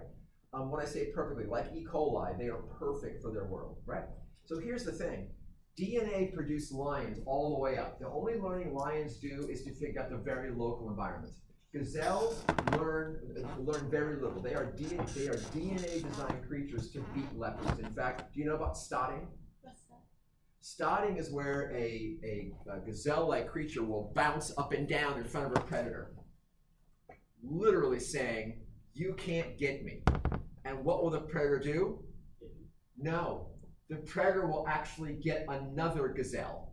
Why? Because the predator agrees. You're right. You can bounce this, pronging is called, you can bounce this high up the ground that powerfully, you're probably right. I can't get you. I'll get something easier. That is design. That is frigging amazing design. And they keep starting until they get to old. And then when they try to stop, the leopard goes, "Sorry, you're dead." Well, that was a bad example. You don't seem old to us. Thank you. I try really hard.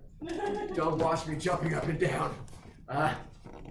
So that's the thing, is that we were not well designed for the environment, and so our physical abilities are not going to get us anywhere. We're never going to match up to that. So what we do is we use something that we have a little bit of an advantage in. We were already learning more. We were already more relying upon thought than we were upon bodies. So there you go. And then this stuff I like. I live for this. Yeah. It makes it even more interesting now that we're a species that changes environment to suit us. So it goes back to the beginning of my lecture, right? Yeah. Now we're living in this world where we're no longer a natural species at all. We're some kind of weird-ass hybrid that we're now evolving ourselves. Long before CRISPR, gene editing, long before CRISPR, we were already evolving ourselves indirectly. We have been forever. It's very weird. Okay, so back to the film. Each and every animal that lives out here has its own unique, special survival strategy. And I suspect it was no different for our ancestors, because they had to survive to eat and not be eaten.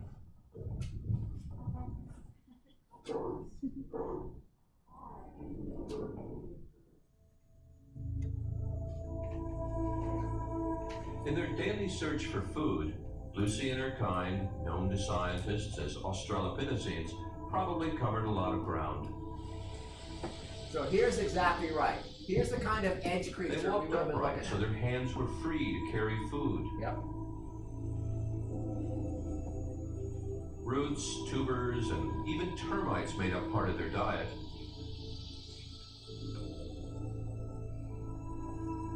They were adept adept at making a living, yet with a brain no larger than an ape's. They didn't have human intelligence.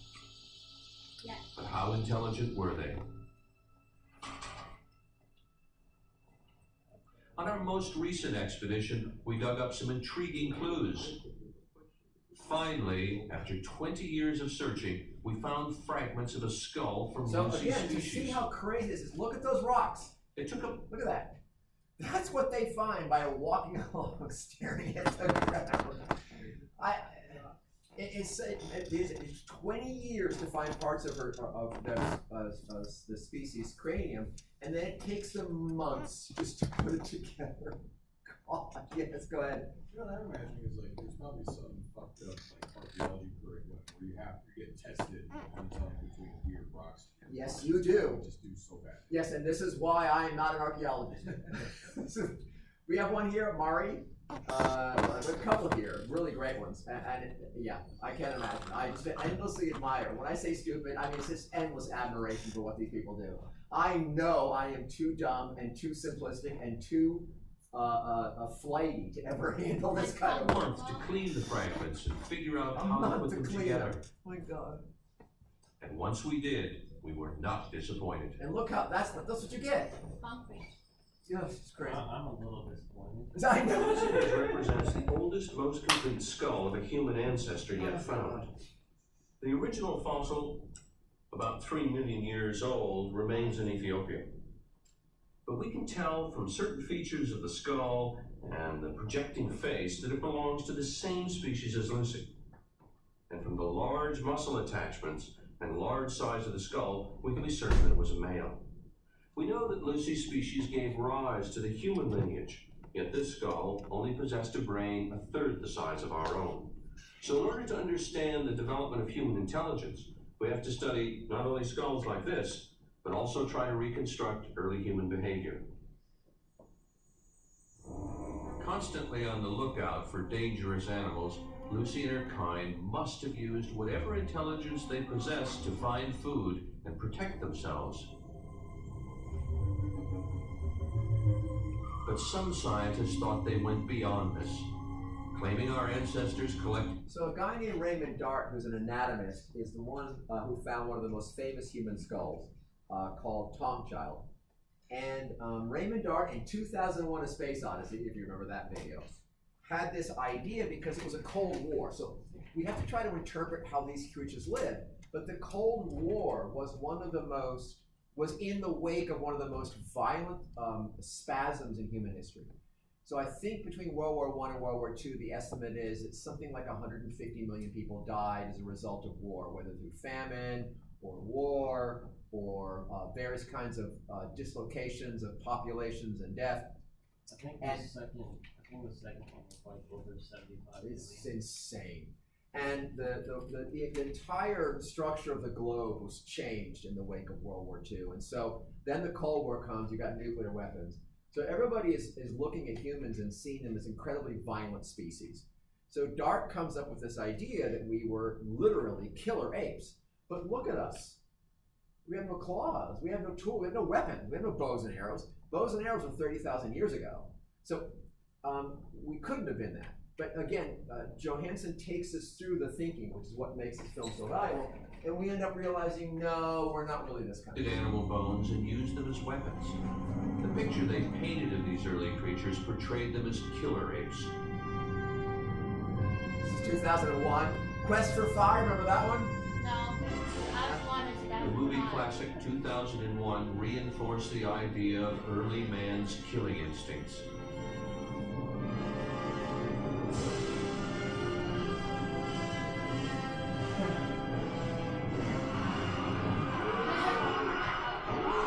Other movies followed, like Quest for Fire.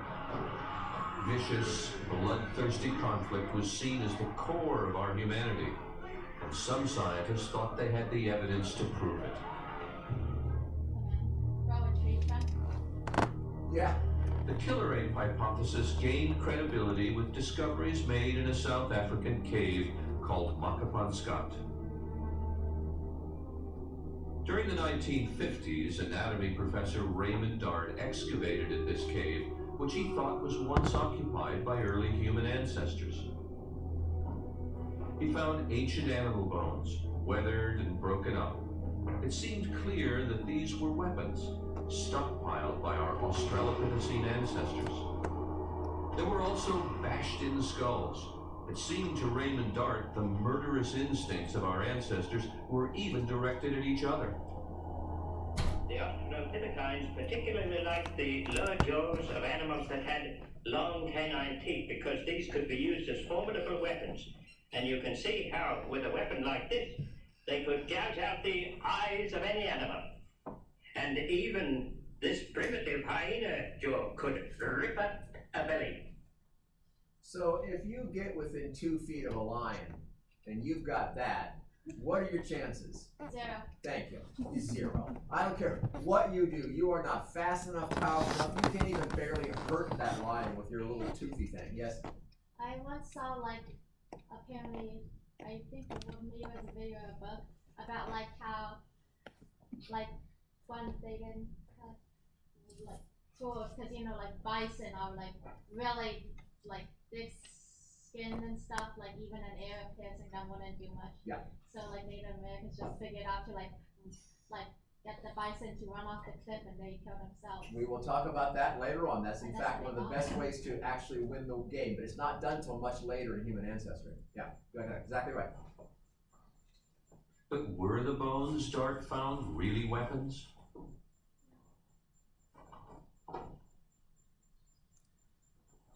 Well, nearly every cave you explore in South Africa contains bones. Some fossilized, some very recent.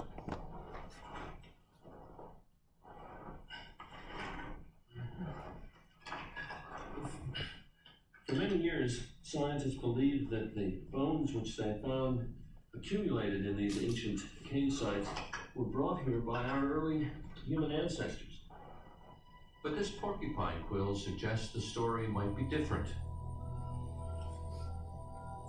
Porcupines constantly collect bones. Like other rodents, their incisors never stop growing, and they have to chew on hard objects to keep their teeth the right length.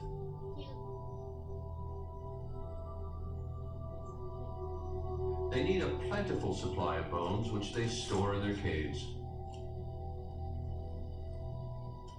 The real turning point in this sort of research came when scientists began to regularly go out and study caves like this, collect the bones that were being accumulated today, use that information to interpret the past. And the man who pioneered that approach here in southern Africa was Bob Brain. Aware of these bone-collecting habits, Brain questioned the killer ape idea, which never took into account that animals, other than our human ancestors, might have had a use for bones. Yes, you know, there's no question that this kind of shallow scoop marks on a bone is normally only caused by porcupine gnawing. So Brain began tracking the habits of any animal that he thought might be accumulating bones. The African leopard, which rarely goes into caves, turned out to be a totally unexpected contributor. To protect their fresh kills from other predators, leopards often stash the carcasses in trees. Sometimes, as the leopard eats, bits of the carcass fall off onto the ground below. In dry areas of South Africa, trees are found beside cave openings where underground water feeds the roots. In that situation, bones wind up in the cave below, rather than just on the ground. And the curious thing is that wherever you get a clump of trees like this, there is an indication of a shaft going down to an underground cave. The tree's roots penetrate down into the damp earth. The tree grows out from the entrance, and this is actually an indication of where the caves are. And it may also indicate where to dig for fossil bones. Conditions here at Swartkrans seem to be just as they were 2 million years ago. Cave open to the surface, and a feeding spot for leopards in a tree above. A perfect place for bones to accumulate. Over the years, Brain excavated thousands of fossils from this cave. The fossils he found could be seen as more evidence for the killer instincts of our ancestors, but Brain was not convinced. He found other evidence in animal behavior that enabled him to solve a 2-million-year-old murder mystery. Perhaps the most spectacular example of that is this skull of a child from the cave, and in the back of the skull are 2 puncture marks. And when we look on the inside of that skull, we find that the bone has been pushed inwards in a very characteristic way, suggesting that it was fresh and pliable at the time that the damage was done. What kind of an animal do you think was responsible for marks like that? Well, interestingly enough, the spacing of those 2 holes is matched almost exactly by the spacing of the lower canines of a fossil leopard from the same part of the cave. Oh yes, very clear, yeah. Now, there's no way of telling that this was the actual leopard that had caused that damage, but the evidence is very persuasive.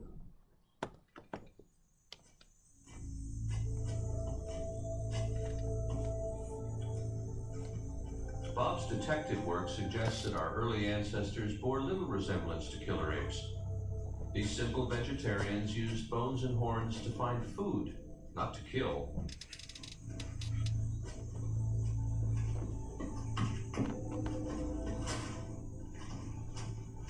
In fact, microscopic wear on the tips of fossilized antelope horns indicates they were used as digging tools, not lethal weapons.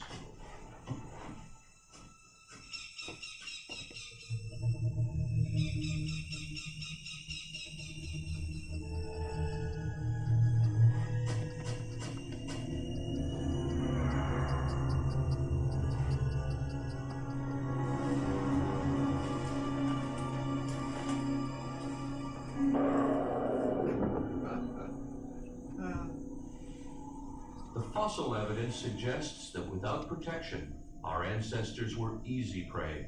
They were not the hunters, they were the hunted. Okay, so this takes us to about 2 million years ago.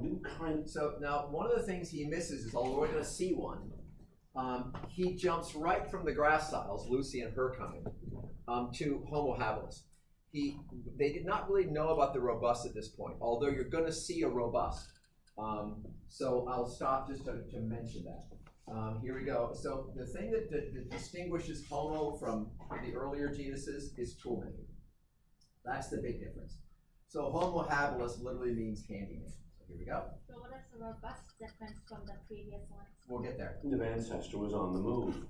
Although they were still small and faced many of the same dangers, they possessed a distinct advantage. More intelligent, they used that intelligence to develop a new set of skills that gave them a crucial edge in the battle for survival. In order to find the evidence for this new way of life, we have to travel some 2,000 miles to the north.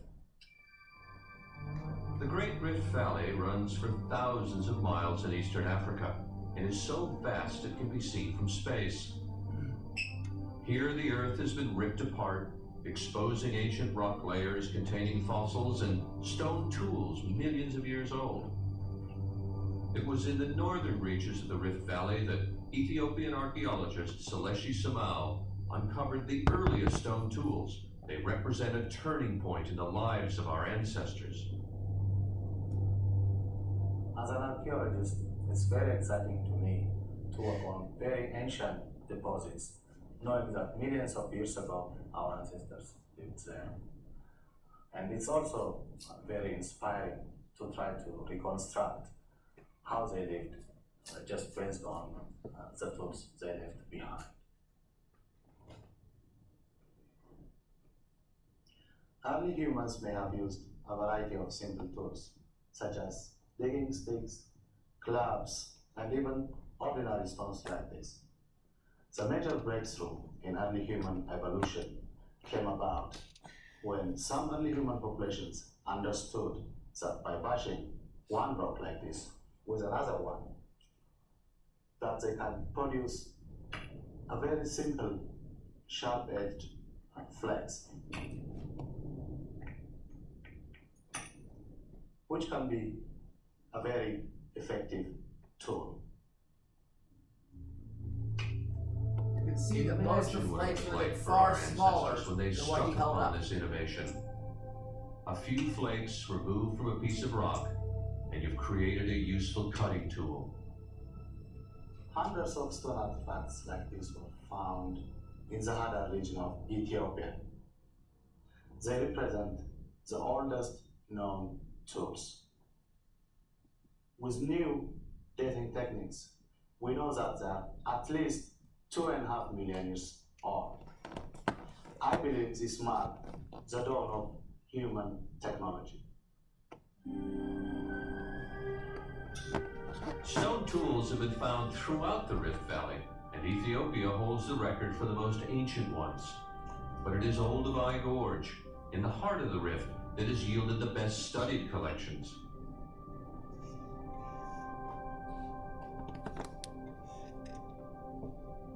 Tools were first recognized by fossil hunter Louis Leakey when he came to this remote corner of Tanzania in 1931. So the thing about tools is that they're always preserved because they're so, first off, the material is very hard material. It's not sandstone. You have to have a very brittle, very glass-like stone in order to make a sharp edge on it. And so these tools stay around the fossil record, and in parts of East Africa we have found thousands of stone tools. And we always find the stone tools, this Olduvai Gorge, we found stone tools with animal bones, fossilized.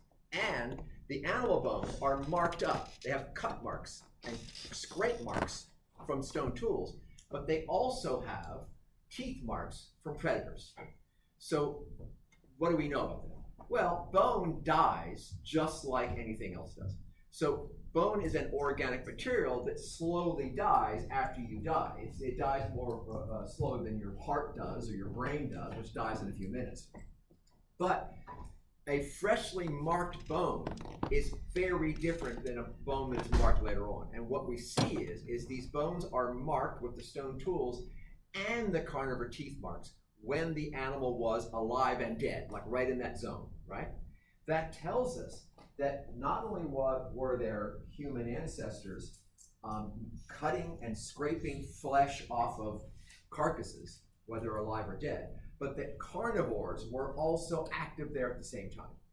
So we begin to be able to put a picture together of a creature that was trying to get meat off of animals that other animals wanted, which makes it a really weird kind of game. I'll go a few more minutes. There we go. Oh, the thing I was going to say. However, the problem is you don't find many hominid, human ancestor bones. Does that make sense? Because again, they're not captured the fossil record. So we've got the stone tools, Louis Leakey, they found thousands of them, but what do they do with them? What does it mean? So, yeah, here we go. He was intrigued by the mystery of who made these artifacts and how they were used. Olduvai was like a powerful magnet. In the following decades, Louis and his wife Mary returned time and again. As we went along over the years, we found plenty to satisfy ourselves and to make us realize that there was still a great deal to be discovered in East Africa. What the Leakeys really wanted to find was the tool maker. Louis had this idea that human beings, that man was unique, he was distinguished from all other animals because he made and used tools. And Louis felt that somewhere in these deposits there had to be the fossilized remains of the ancestor who made those tools.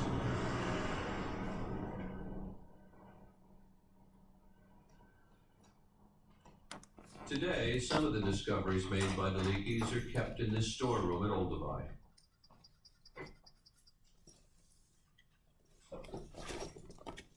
They searched for more than 20 years, but traces of the toolmaker continue to elude them. All that changed one morning in 1959.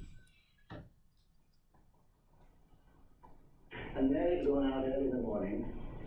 About 11 o'clock, near the time to give up because the sun was very hot, she suddenly saw a little fragment of bone on the surface of the scree on the slope. At last, it seemed Mary had found what they'd been looking for, the ancestors who made the stone tools. With great fanfare, they unveiled the find and gave it the scientific name Zinjanthropus.